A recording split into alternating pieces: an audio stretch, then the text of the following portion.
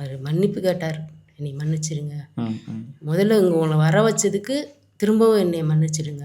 வர வச்சது ரொம்ப ரொம்ப தப்பு அப்படின்னாரு. ம், ம். வர வச்சது ரொம்ப ரொம்ப தப்பு தான். இருந்தாலும் நான்லாம் சொன்னார், நிறையா மண்டபம் நாங்கள் பார்த்தோம், பெர்மிஷன் கேட்டோம், ம். எதுவுமே ஒத்து வரல. நான் எவ்வளோ முயற்சி பண்ணி பார்த்துட்டேன், எதுவுமே ஒத்து வரல. அதனால தான் உங்களுக்கு கூட்டி வர மாதிரி ஆகிப்போச்சு. 41 ஒரு குடும்பத்தாருமே இங்கேருந்து கிளம்பி போயிருக்காங்க பிரதர். நீங்கள் பேசும்பொழுதா இருக்கட்டும், இல்லை பக்கத்தில் இருக்கும் பொழுதா இருக்கட்டும், யாருக்காவது ஒரு விரக்தியோ ஒரு கோவமோ அவங்களுக்கு யாராவது இருந்தால் நீங்கள் பேசும்பொழுது அந்த மாதிரிலாம் எதுவுமே கிடையாது. ம், ம். எதுவுமே கிடையாது. 41 குடும்பம் வரல, 37 குடும்பம் தான் வந்துச்சு. ஓகே. 41 பேரில் வந்து 36 குடும்பங்கள். 37 37 பேர். ஓகே. வந்த யார்? ம், யாருமே எதுவுமே இல்லைங்க. ம், ம். எல்லாரும் அவரை பார்த்துட்டு பார்த்தீங்கன்னா எல்லாம் அழுதுட்டு தான் வந்தாங்க. ஏங்க அழுதுட்டு வரீங்க? என்னன்னா அவரை பார்க்கவே இதாக இருந்துச்சுங்க. அதனால் எங்களுக்கு நம்ம இதோட அவரை பார்த்தோன்னே எங்களுக்கு அழுக வந்துடுச்சு. மனுஷன் அப்படி இருக்காரு, என்னடா இப்படியே எல்லாரும் சொல்கிறாங்கன்ட்டு.